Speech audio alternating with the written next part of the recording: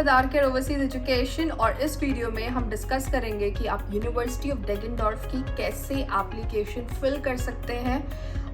जब on a request of the students कि ma'am आप प्लीज़ एप्लीकेशंस की भी वीडियोस क्रिएट करें, क्योंकि there are lot of students who are not taking the consultancy but वो ये डिफ़िकल्टी फेस करते हैं। So I just thought to make up those videos as well.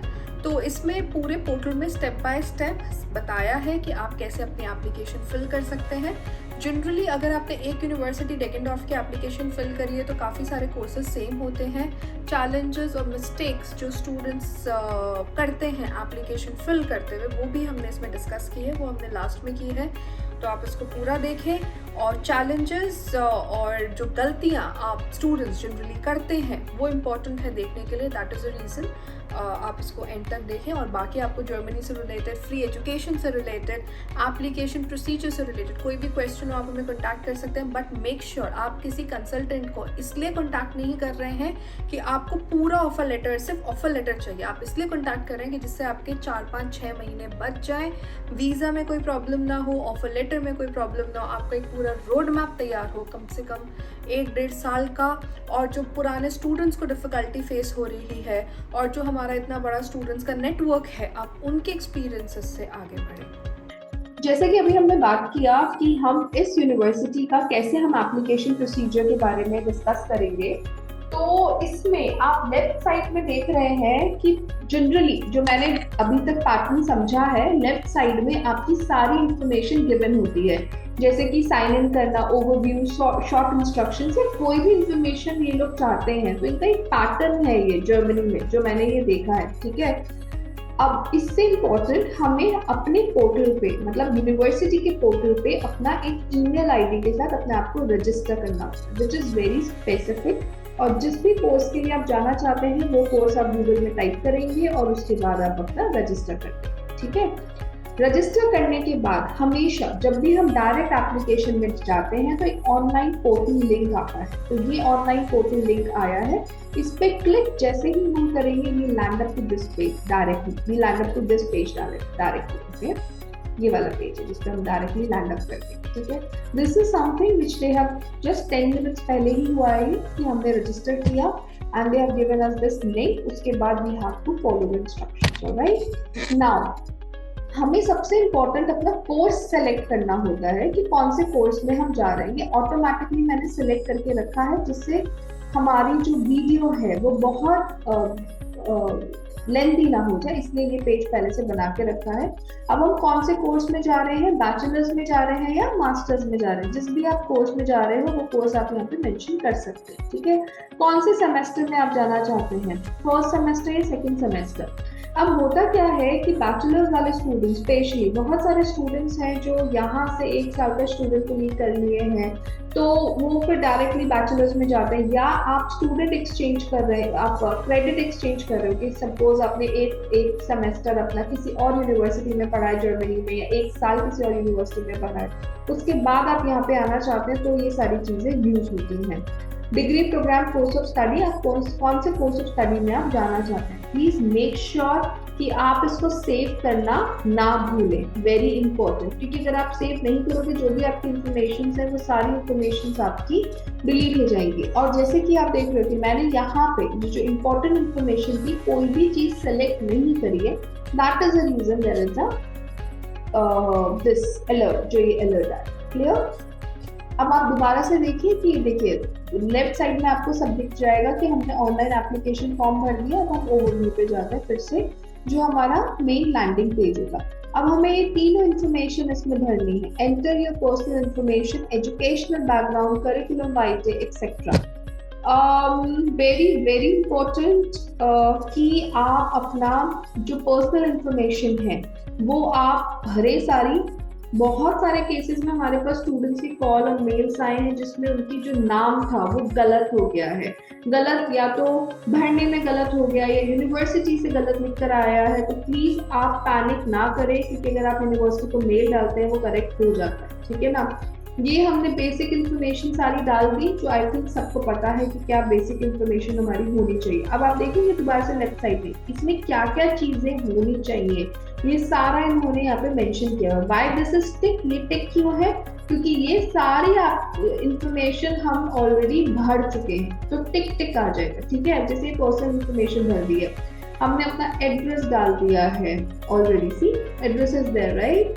फिर अपनी अवेलेबिलिटी हमने डाली है, फिर professional and vocational background which was also not compulsory. एक और चीज, कोई भी चीज कंपलसरी होती है वहां पे तो उसमें स्टार मार्क हुआ होता है, it is like a star mark. See can you see the star mark, ये स्टार मार्क देख सकते हैं आप। अगर ये स्टार मार्क है तो मतलब आपको भरना ही भरना है, अगर स्टार मार्क नहीं है तो आप बिना भरे भी जा सकते हैं आगे। अब आप देखो लेफ्ट साइड में जितनी भी चीजें हैं सारी की सारी आपको भरनी है, उसी के बाद आपका ये एप्लीकेशन पूरा होगा। क्लियर। अब हमें मेन पेज पे जाना है फिर से, which is an overview. Overview पे गए, पर्सनल इंफॉर्मेशन हमारी पूरी हो गई, तो अब हम दूसरे पे आएंगे which is an educational background. हम कौन सा एजुकेशनल बैकग्राउंड में जाना चाहते हैं। अगर हम नॉन यूरोपियन है तो naturally we have studied outside from Germany right, and then again we have to save it. अब शॉर्ट इंस्ट्रक्शंस ये हमेशा देते हैं, द रीजन बिहाइंड दिस कि what does this mean, alright, ये क्या मतलब है इस बात का, दैट इज द रीजन इन्होंने शॉर्ट इंस्ट्रक्शंस दे दिए हैं। ऑलराइट, सो इसके बाद हम जाते हैं information about your previous higher studies. अगर प्रीवियस हायर स्टडीज का मतलब यही है कि आपने पढ़ाई अपनी पूरी कौन सी करी है, बैचलर्स करी है, मास्टर्स करी है, वो इंफॉर्मेशन आपको यहाँ पर एड ऑन करके अपनी डालनी है। ठीक है, कि अब एड ऑन करके आप कैसे डालोगे कि कौन सी यूनिवर्सिटी है आपकी, कहाँ पर है, इंडिया में है, कहाँ पर है, नेम ऑफ द यूनिवर्सिटी आपको यहाँ पर डालने का, तो नहीं है तो यहाँ पर आप उसे मेंशन करेंगे। कब कोर्स स्टार्ट हो रहा है, कब कोर्स एंड हो रहा है, कितने सेमेस्टर्स थे आपके, वेकेशन इन सेमेस्टर्स, कितनी छुट्टियां हुई हैं। बहुत इंडिया में तो ये चीजें नहीं होती, see this is not a red mark, क्योंकि ऐसा नहीं होता इम्पोर्टेंटली राइट। तो दिस इज वेरी इंपॉर्टेंट, जो आपको हमेशा अच्छे से भर के करना है। जो ये ECTS वाला पॉइंट है, ये ECTS हमें कैलकुलेट करके डालना होता है, और जो ग्रेडिंग है ये भी हमें कैलकुलेट करके डालनी होती है। ये हम कैसे कैलकुलेट करके डाल सकते हैं इंडियन ग्रेडिंग से जर्मन ग्रेडिंग में, मैं आपको इस वीडियो के एंड में बताऊंगी, but this is a very important point, क्योंकि हम उन्हीं यूनिवर्सिटी में अप्लाई कर सकते हैं ग्रेड के हिसाब से जो वो ग्रेड ले रही है। क्लियर। एजुकेशन बैकग्राउंड में एक और इम्पोर्टेंट पॉइंट है आपका, ये जो बैचलर्स वाले स्टूडेंट्स हैं उनके लिए ये आएगा, और जो मास्टर्स वाले स्टूडेंट है यहाँ पे नहीं आएगा, क्योंकि मास्टर्स वाले स्टूडेंट ने स्टूडेंट नहीं किया होता है। अब जो रिक्वायरमेंट्स है हर बच्चे की अलग होती हैं, हर कोर्स की अलग होती है, हर यूनिवर्सिटी की अलग होती है, तो इसमें क्या वहाँ पे भरना है, क्या बेसिक वहाँ पे भरना है, वो मैं अभी आपको नहीं समझा सकती, क्योंकि हर बच्चा अपने हिसाब से भरा जाता है, हर कोर्स अपने हिसाब से भरा जाता है, हर चीज़ें अपने हिसाब से भरी जाती हैं। ठीक है ना।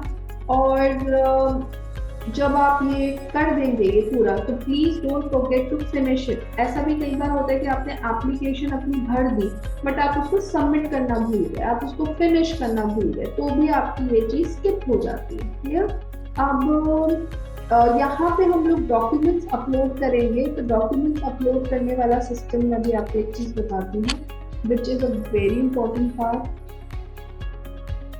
ओके, सो ये जो अपलोड डॉक्यूमेंट्स वाला ऑप्शन है ये बहुत इंपॉर्टेंट है, क्योंकि जो भी हमारे डॉक्यूमेंट्स हैं it has to be rename, ये रीनेम होने चाहिए।